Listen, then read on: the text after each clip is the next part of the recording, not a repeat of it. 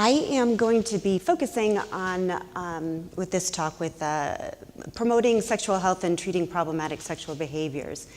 So I'm a clinician. I am also an educator, and I'm also a mother. So I have two sons, ages 21 and 17, and all three aspects certainly influence my perspectives.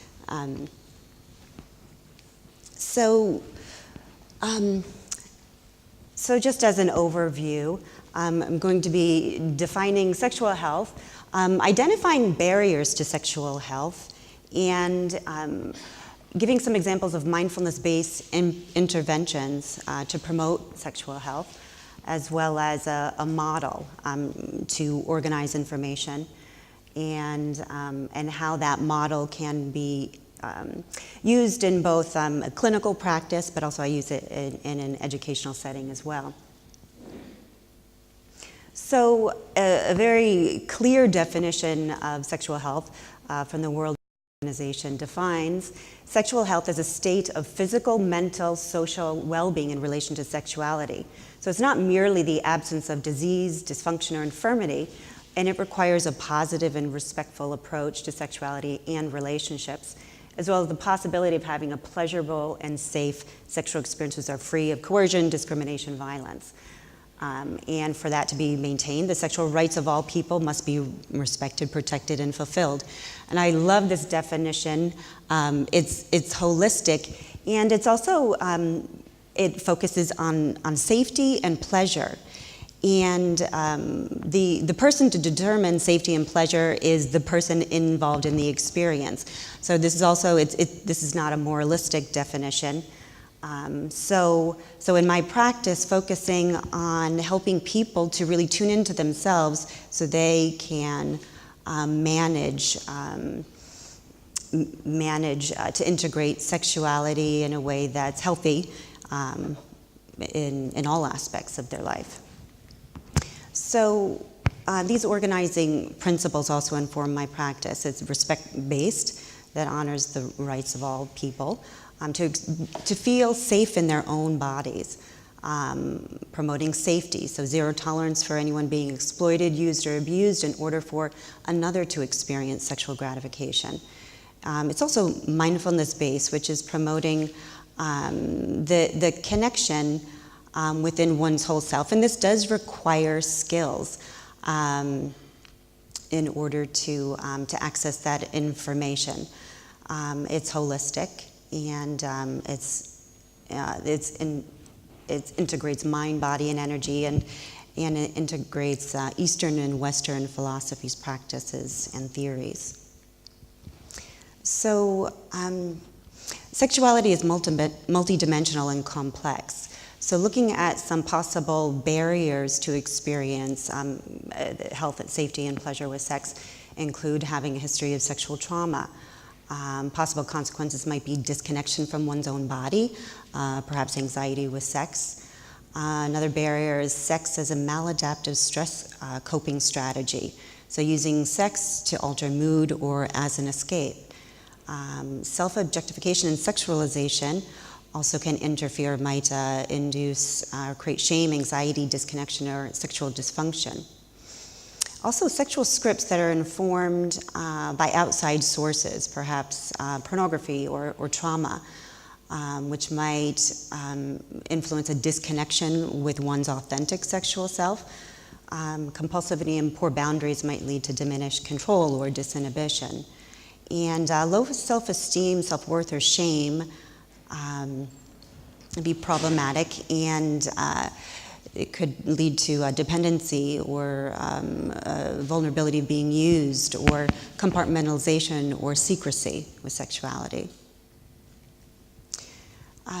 So Wendy Maltz has, who's an author and therapist, has created a hierarchy of sexual energy. So looking at energy and power in sexual energy, and depending on how this is experienced and expressed, it's either more positive or more negative.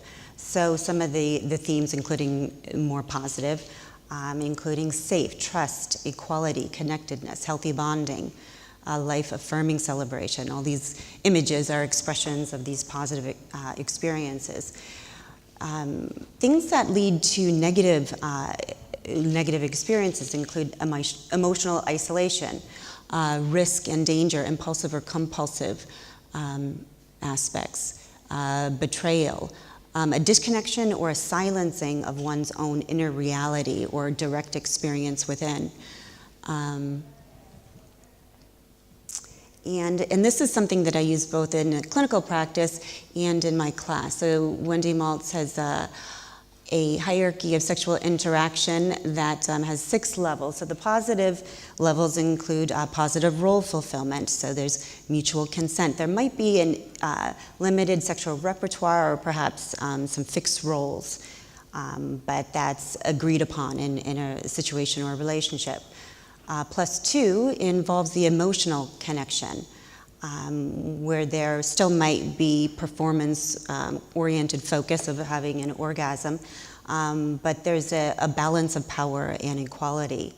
+3 is authentic sexual intimacy, where it includes the physical pleasure, emotional integration and connection, and in a way transcends that. So there's not necessarily a goal of performance or goal of orgasm, but there is maybe an energetic, something that transcends the physical and emotional. Some people describe this as more spiritual, or feeling like the boundaries of one's body aren't necessarily so clear, or they're feeling connected with a partner.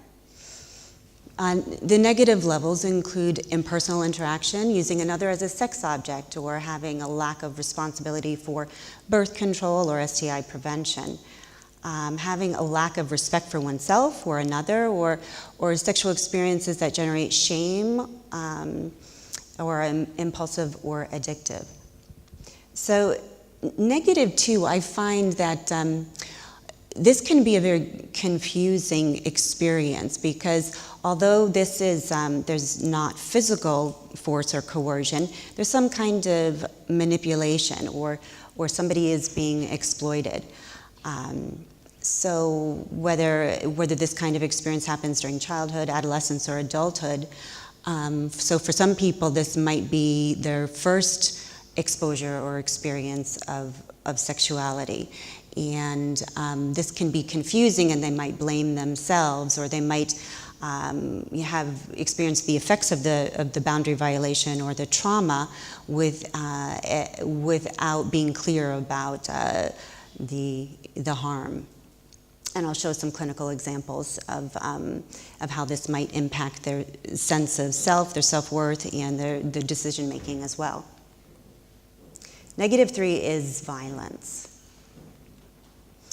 So I think I want to start here by focusing on the impact of sexual abuse and also the prevalence. There are some estimates that range from about 1 in every 3 females experience sexual boundary violations, sexual trauma, and about 1 in every 5 males experience a negative sexual experience, a boundary violation.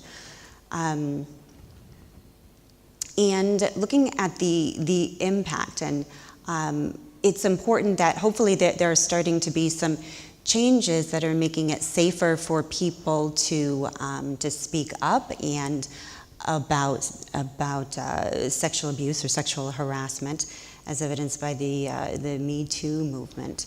And sometimes in my clinical practice, particularly for men, that safe space might be the first time that a male client might disclose being sexually abused as a child, adolescent, or adult. So looking now at body awareness and body dissociation, and how this relates to sexual functioning and sexual experiences. Looking at this study among those with and without sexual difficulties, using the scale of body connection, developed by Cynthia Price and colleagues. So sexual problems are prevalent among men and women who have a history of sexual or physical trauma. And a common coping mechanism for trauma that's apparent in clinical care is dissociation from the body. And although this might be helpful short term, there can be various long-term negative consequences.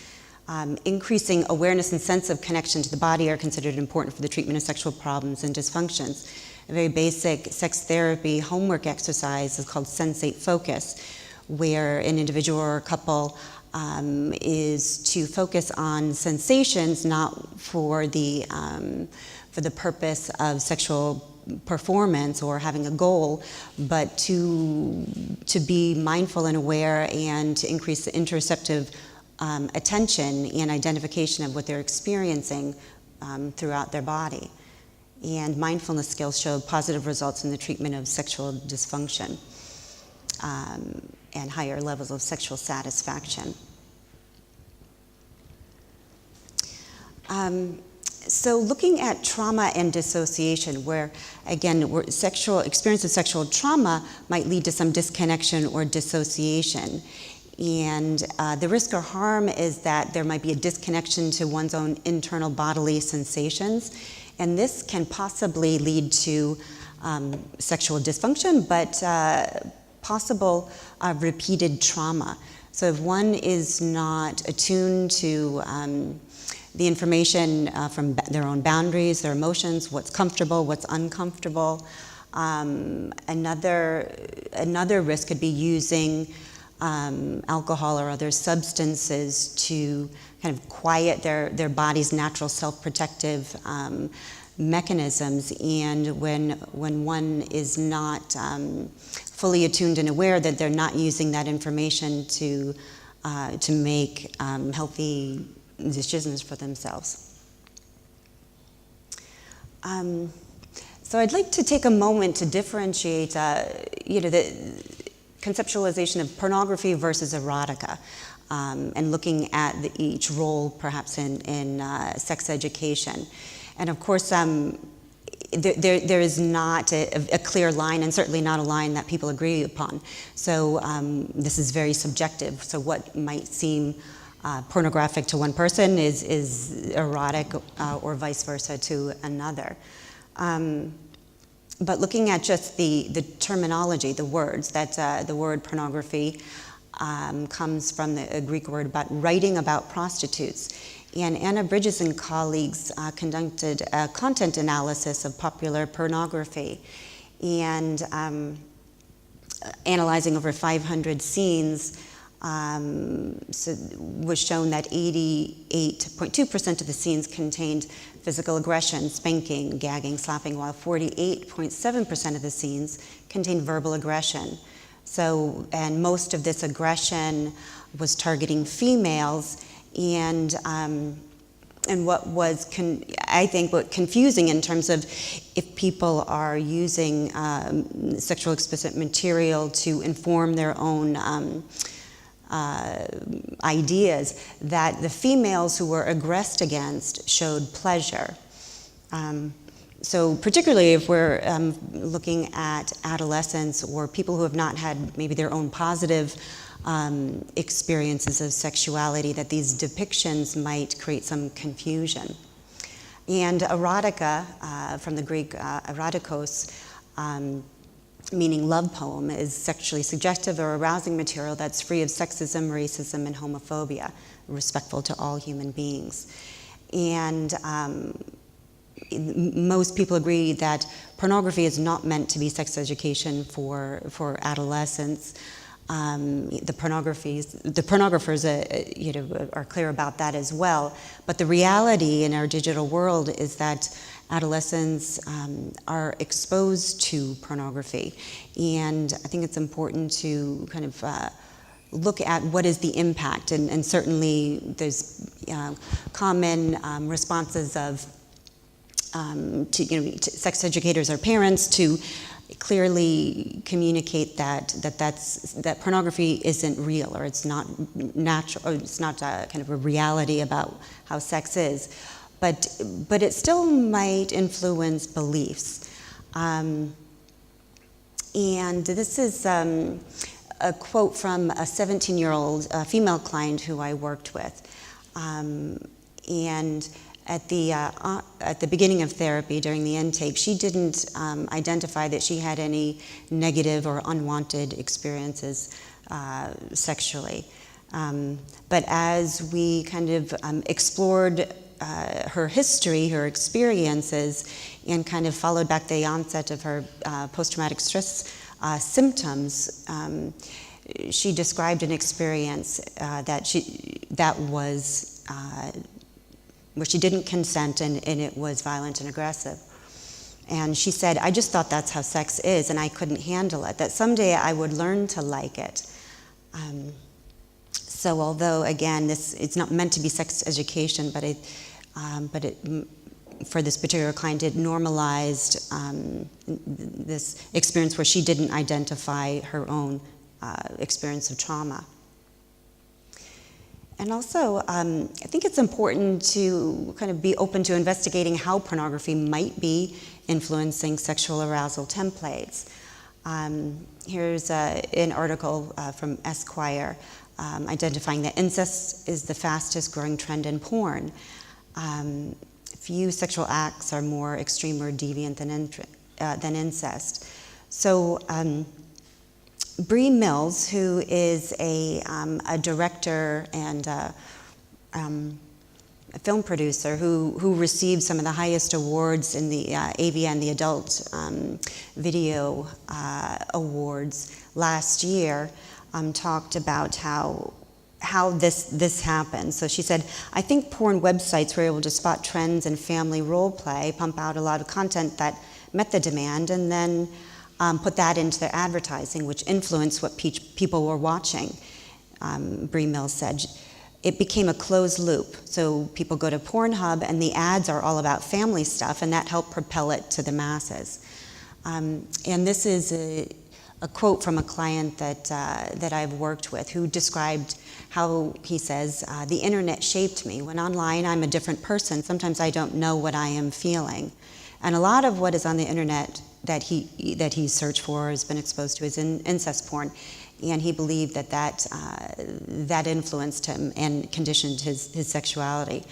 And so this is somebody who is married and is experiencing significant negative consequences with his problematic pornography use, and it's impacting his marriage.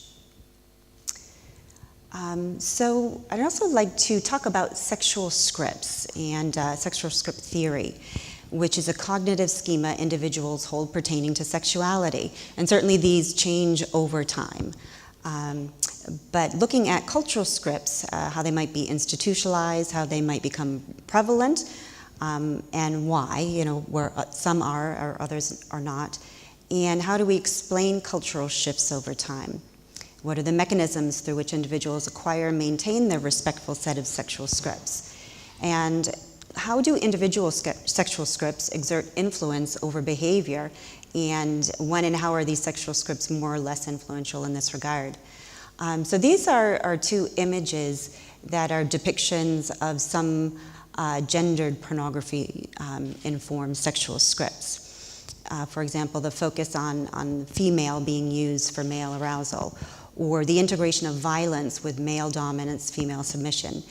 And certainly there could be depictions of dominance and submission, or without the integration of violence. So not to pathologize different energies or different sexual behaviors, so I want to be clear about that, but looking at the impact and the expression of violence being integrated with sexuality. This is one example of a problematic sexual script from a female that I worked with in treatment. A 32-year-old woman who was going through a divorce. And in our therapy together, she was investigating and reflecting on her own sexual development, her sexual choices, and her beliefs. And starting as an adolescent, this belief was starting to be formed that that sexuality or playing a certain role is how she believed she became special to somebody. So you play a sexual role, and she focuses on her partner sexually, and her partner focuses on her emotionally. And without being really true to her authentic self or communicating what was pleasurable to her, she says she realizes now that that influences sex to be somewhat transactional and not mutual. If I didn't do what my husband wanted sexually, I was afraid he would leave me. Eventually, my pretending that sex was pleasurable for me was part of my contribution to our unsatisfying sexual and emotional relationship. And eventually, he turned to focusing on pornography, and she had an affair, which led to their divorce. I also want to look at the relationship with objectification and self-objectification and how that influences both mental health, sexual health. And this is looking at having an internalized objectified view of oneself. Involves adopting a third-person perspective of the body and is manifested by chronic attention to one's own physical appearance. So valuing a person as an object whose worth is primarily for his or her physical and sexual attractiveness to others. So rather than being connected and being attuned to what is, feels sexual or pleasurable to oneself. So looking at a person's value from what other people determine their appeal is, and that sexuality is inappropriately imposed upon a person. And an example of this is working with a client who looking at his views while not just viewing pornography, but other movies or interpersonally.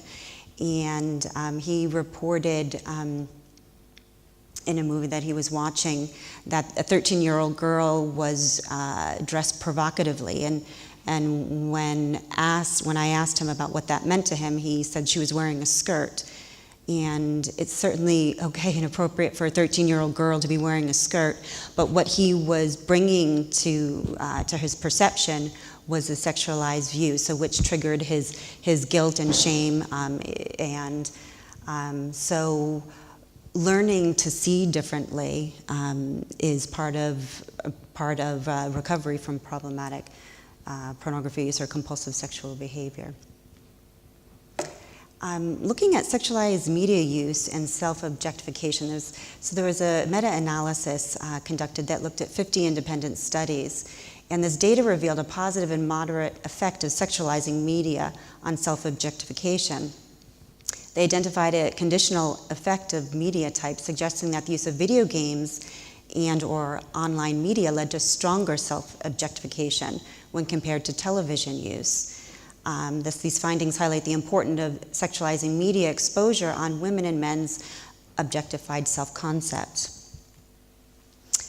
Another meta-analysis conducted looking at self-objectification and disordered eating. Objectification theory posits that self-objectification increases risk for disordered eating. And data from 53 cross-sectional studies revealed a significant moderate positive effect. Specifically, larger effect sizes were associated with female samples in the objectified body consciousness scale.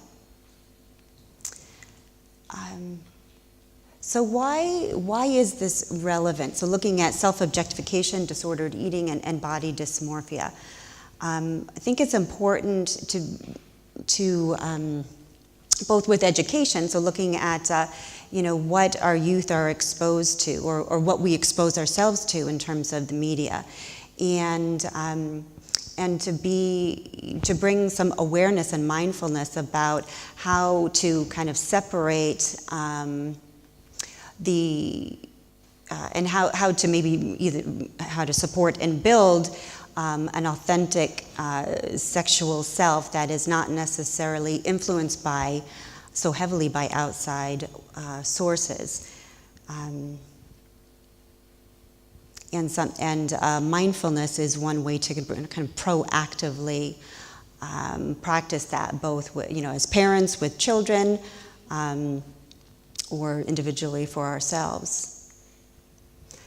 So there are many possible health consequences, mental and sexual health consequences of sexual objectification, so which might lead to disordered eating, depression, sexual dysfunction.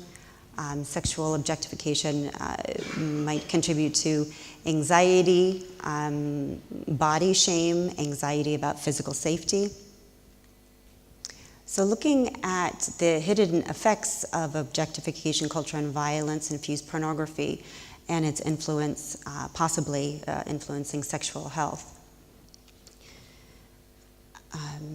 So we certainly need more data and research to understand these relationships. I want to shift now to first defining mindfulness, and again how this can be used in a proactive way as well as an intervention. So Jon Kabat-Zinn defines mindfulness here as an ancient tradition in Eastern philosophy, defined as the awareness that emerges through paying attention on purpose in the present moment, non-judgmentally to the unfolding of experience moment to moment. And there can be many ways of focusing attention. So we can focus attention externally, so we can, in a broad way, with our senses about what's happening in the moment. We can also kind of zoom in our attention, either with focusing on certain sensations or a certain something in external environment. We can also bring that attention internally, so to our whole body, or we can kind of zoom in and that focus internally as well. So I've been trained in Hakomi, which is a mindfulness-based psychotherapy, and this is interactive between client and therapist. And I use a metaphor sometimes when starting to work with a client, because mindfulness is something, it's experiential, and it's more effective to go through with the experience rather than talk about it. But that the process is interactive, and in this way that the client is the client is in control, making decisions and choices and focusing their own attention. So in that way, a metaphor of kind of driving with somebody there in the driver's seat and the therapist is in the passenger seat with a map. And they together are kind of exploring verbally what is emerging within the client in any given moment. So you can conduct experiments by recalling perhaps memories, either positive or negative, and then study what arises within in a mindful state. So it's not a state of ordinary consciousness. So mindfulness, to integrating this into promoting sexual health has many benefits.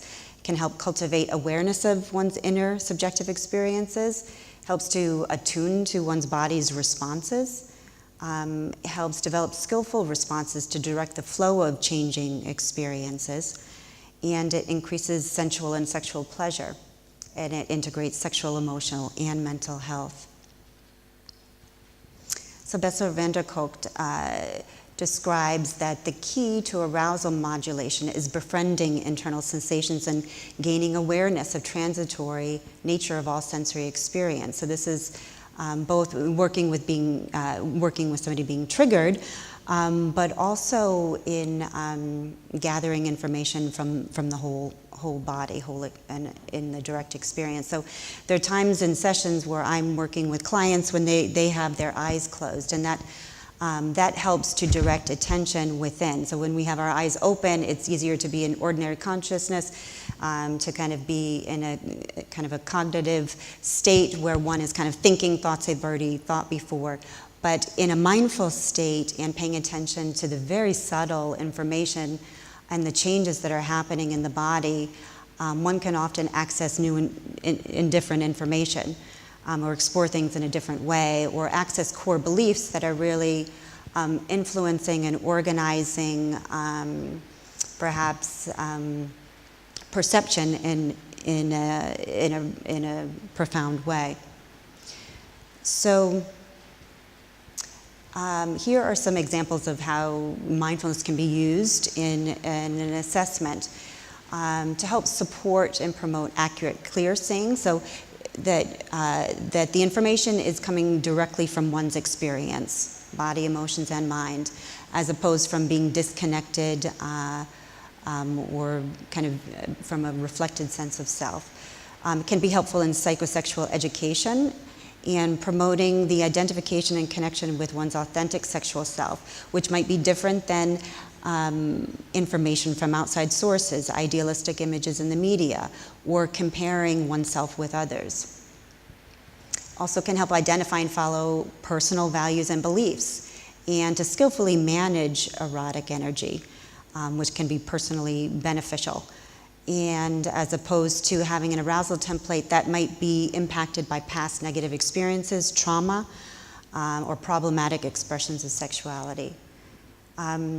Mindfulness can be helpful in education about healthy interpersonal relationships, skillful communicating in relationships, as opposed to operating from a system where there might be drama, reactivity, manipulation, coercion, or blame.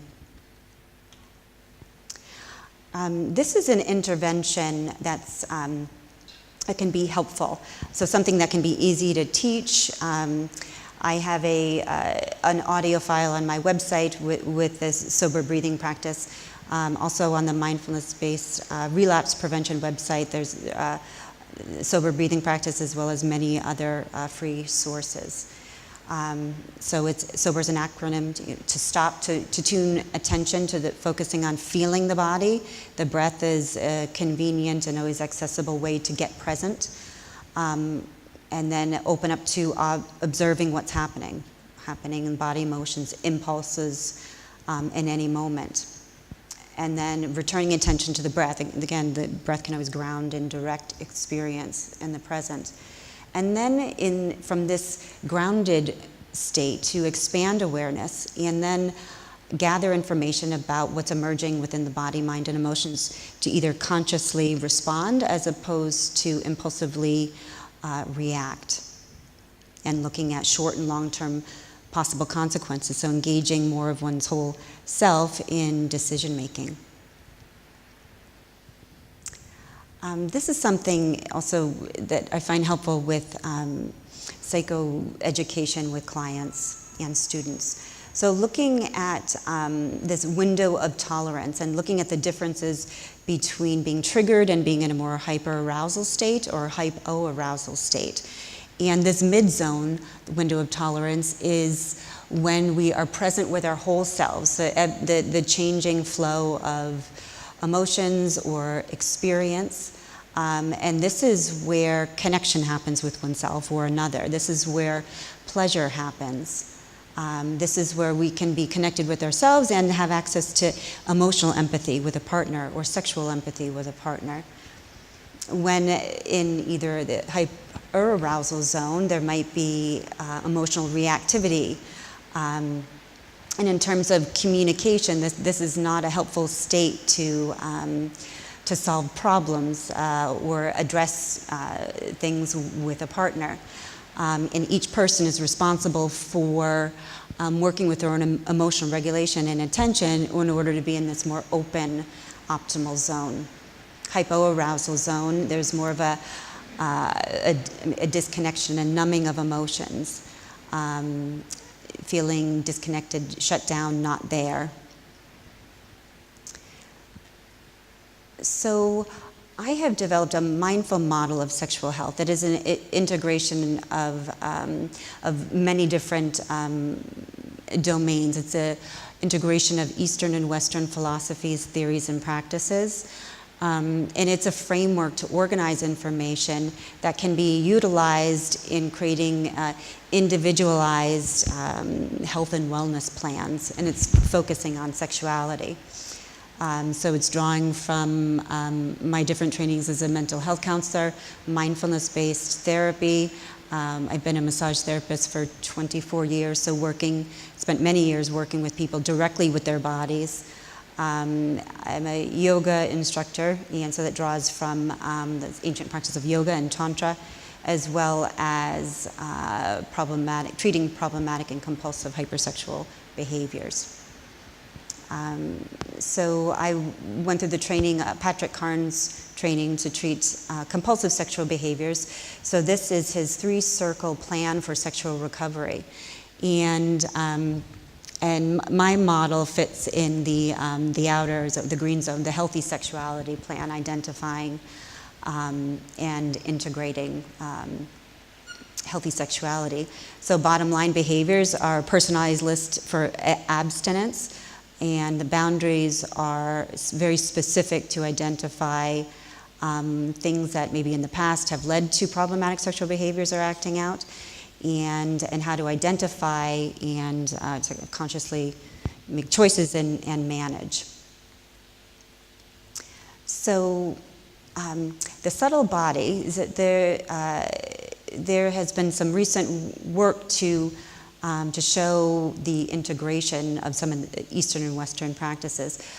So having the subtle body is an interoceptive map of the central nervous system function and a meditative mind-brain-body integration. So the subtle body, or what can be popularly termed chakra system from Indian yoga, has been used as a map of central nervous system functioning in traditional Indian and Tibetan medicine. This study shows that the subtle body can be cross-referenced with modern central nervous system maps with an embodied network of central nervous system functioning. So this can serve as an embodied interoceptive neurofeedback aid that can be used in teaching or in clinical practice. And so this does help to inform the structure of this model, but it's not necessary. This model can be used without that belief as well. If that doesn't resonate with the client, then I kind of meet a client where they are, and we can find language that personally resonates and makes sense. So this is just a brief overview. There are 7 domains in this model. And mindfulness is integrated in all of these domains. And the biological dimension, some themes here are identifying healthy habits of self-care, developing healthy practices and connection with one's own body. And again, this is going to be individualized depending on what creates balance for each individual. The second domain, the authentic sexual self, first identifying, promoting, celebrating one's own authentic sexual self, and learning the skills to mindfully manage this changing energy. So a part of this dimension is also emotion, so the emotional regulation as well as creativity.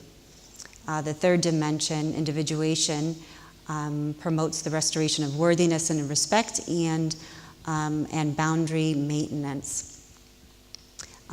So things that can interfere with this dimension certainly are past history of trauma or compulsive or problematic sexual behaviors. The intimacy dimension involves the relationship with oneself, so learning to practice self-acceptance, connection with oneself, and that same connection and acceptance with a partner. Communication is involved with accessing information from all parts of oneself, so all domains of this dimension, and to learn skillful strategies of communicating that information with a partner. And practicing self-awareness, things that get in the way of seeing clearly are denial, distortions of perception, so working on clearing those distortions and learning to see from a partner's perspective as well. And practicing mindful interoceptive awareness, so identifying and exploring one's core beliefs and perhaps maybe updating some of those beliefs based on the present. And so one can live in integrity. So there are a couple of measures that Cynthia Price and colleagues have developed to assess connectedness, both interoceptive awareness and also body connection and body dissociation, which can be helpful in assessment. This is some quotes from a client that I have worked with treating problematic pornography use, and this is what he describes about his experience and how pornography has impacted his interpersonal sexual experiences with his partner. He says, "I disconnect during sex. I glaze over. My partner wants a connection, and that's not how he's behaving. He's not attuned to his partner. Because of my porn use, cheating is a turn-on for me. And when I'm in that mode, it's like I'm someone else. I don't care. After porn use, I feel guilty. I fight and bargain with myself, and I'll just do this one more time, but it's always one more time. And I always quote cheat when my partner isn't home. So when there's things are available, and he thinks he might, not be caught. So using anonymous message boards, he was always in the mode of this is what I want, and I don't care what I say or do or who I interact with. So there are some, competing. On some level, he feels guilty and feels shame. On another level, he's, he compartmentalizes that so he can feel good about himself. This is somebody who also watched images of child sexual abuse. So here are some student comments who, in the class that I teach, we use this model just as a framework to organize information. They have a self-assessment paper. And here are some comments from students. So I was able to understand and connect with my authentic self in regards to my feelings, beliefs, identity, sexual orientation, and more. I benefit with this opportunity to actively express myself in a positive, healthy way while learning new things that aren't really taught in the real world. Mindfulness unwraps so many topics we explored. I believe after taking this course, my awareness to being present and connected has increased, and therefore things have been more rewarding and pleasurable. So I understand what I need from an intimate relationship and more about my boundaries. Here are some quotes from a partner that I worked with, a woman whose partner, she had recently discovered, had been using pornography throughout his work day. So he was working, he was a caseworker working with adolescents, doing some home care and visits, and in between, during the workday, he would view pornography on a smartphone. He also had an affair, meeting up with somebody through a dating app. And he was in a monogamous marriage. They had a child together. But she wasn't conscious of his behaviors, but what she did experience were things that were maybe more subtle or more profound. In that their sexual relationship didn't feel connected. She didn't feel connected to her own body. She describes, I feel stuck. I don't connect to my body. I'm on autopilot. I'm disgusted by my body, and it's impacting my sexual health. I feel incompetent.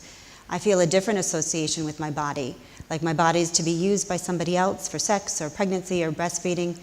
I don't trust my body, which is why I don't take care of it. Another case example, who I will refer to as Emily, a 23-year-old bisexual female who at the beginning of treatment did not identify that she had been sexually traumatized, but after working together, things changed. So at first she blamed herself for the sexual trauma. She also had a history of polysubstance abuse, a 5-year history of being involved with prostitution, had been through 2 residential treatment programs, and had a history of repeated relapses, and lost many jobs due to sexual conduct.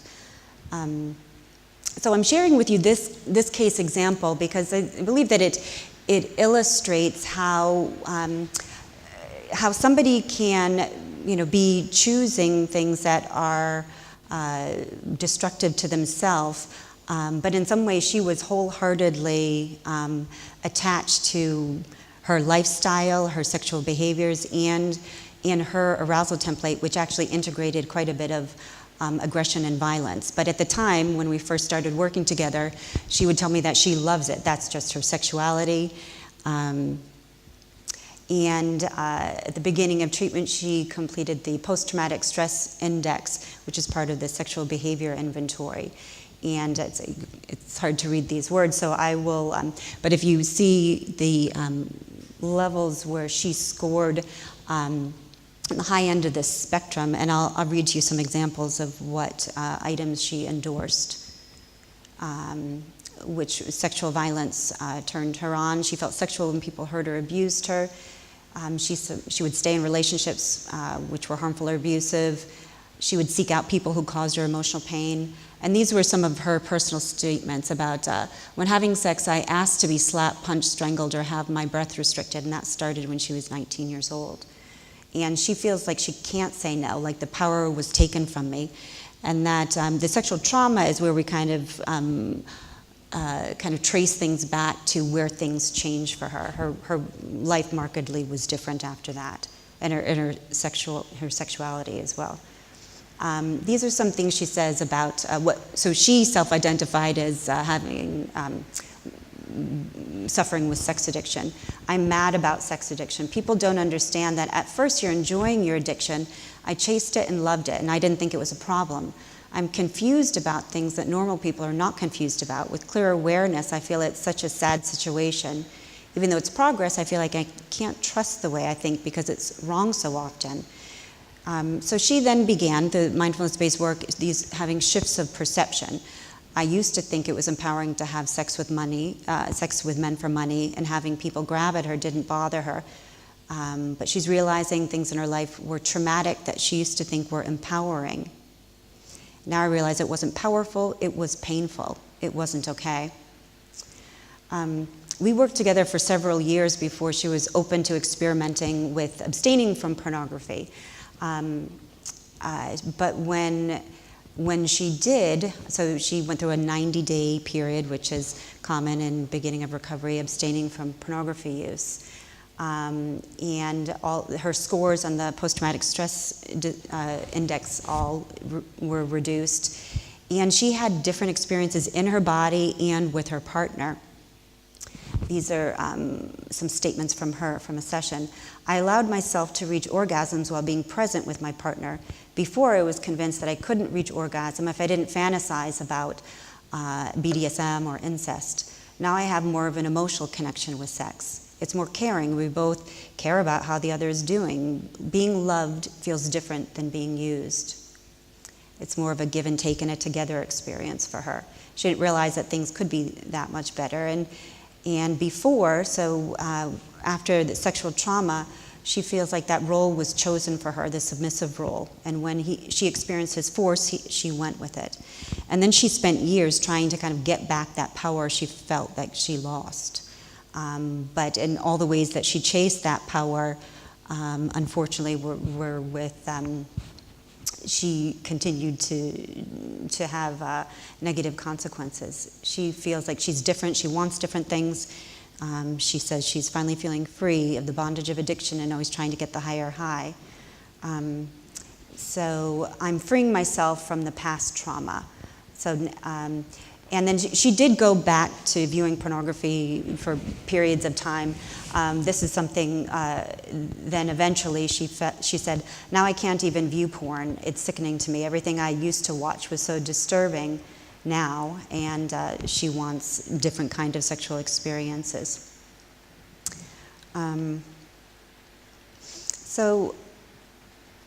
Another case example, Sarah, 29-year-old female, also had a history of sexual trauma. History also of cutting, eating disorder, suicide attempt, was diagnosed with bipolar 2 and treated with these medications. So to give you an idea about how mindfulness can be used in session, she has her eyes closed and we're kind of exploring what she is experiencing. And what she sees in a different way is kind of her impulsive past impulsive reactions of where she would normally feeling this way, either perhaps act out or sexed, or she lost many jobs due to her sexual conduct with colleagues as well. She would push things, so she has her eyes closed, tuning into what she's experiencing, and wanting to kind of push the external noise and thoughts away. She says, it feels unnatural to be awake and at rest at the same time. So I support her in focusing her attention back to the breath. So when she wants to escape, we kind of together, kind of bring her back. She looks for something, a distraction. The impulse to escape, to not be here, is very strong. I've been operating from a belief that you can't hit a moving target, so keep moving. And somehow that escape became my default mode. It's hard to be present and grounded in my body. But then she practiced this connection with her whole self. And here's an example of how this model can be used to identifying strengths for a person, a client, and the things that are getting in the way. So for the sake of time, I will not go through that.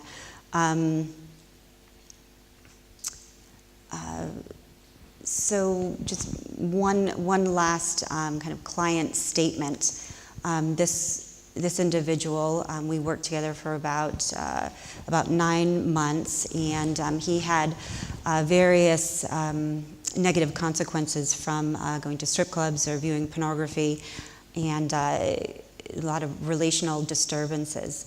But with the mindfulness-based intervention and the practices, he says, home life has never been better. Sexual with my wife has increased, and it's not like I specifically asked her. So as he started to change, his wife responded differently to him. She often initiates sex. He's more in reality.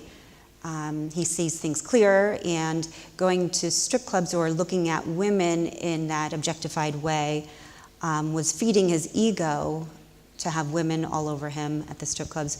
It was what his ego wanted, though it wasn't good for my spirit. It tortured my mind like a drug. I feel free from those chains. I can't look at women like they're a meal anymore. I am now learning to be happier in the moment. Before, my mind would wander to what I don't have. Now I focus on the love in my house. I want to continue to appreciate things more and focus on the fun I have with my family and respecting females. I want to be a positive role model for my daughter. I want her to know and believe that girl power is awesome. I now see that women dancing at strip clubs are easier targets to get what I believed I wanted. And for him, pornography filled his mind with fantasies, and it wasn't a big leap to go to prostitutes from there. He now sees pornography differently. So he started viewing videos and getting magazines when he was 10 to 13 years old. He said, I feel like it corrupted my mind. I feel like all that viewing poisoned my mind, and it normalized that this is what girls want, or that's the goal, to experience that with a female. I feel like it is not healthy for me to watch that. Pornography is just not a good thrill. It enforces harmful thoughts about women in my mind. So to conclude, there is a growing body of research and clinical experiences that suggest mindfulness-based approaches to sexual experiences, identities, and functioning might promote healthier sexual interactions for both men and women. Although certainly additional research is needed to investigate and randomize controlled trials, the efficacy and tolerability of mindfulness-based approaches in the treatment of individuals with unhealthy patterns of sexual behavior. Here are some resources. This first link is to the mindfulness-based relapse prevention website from Sarah Bowen and her colleagues at the University of Washington. The SASH website, Society for the Advancement of Sexual Health, healthysex.com, Wendy Maltz's website, NoFap, peer support forum for abstaining from problematic pornography use, and my website, Helsasam. Thank you for your attention.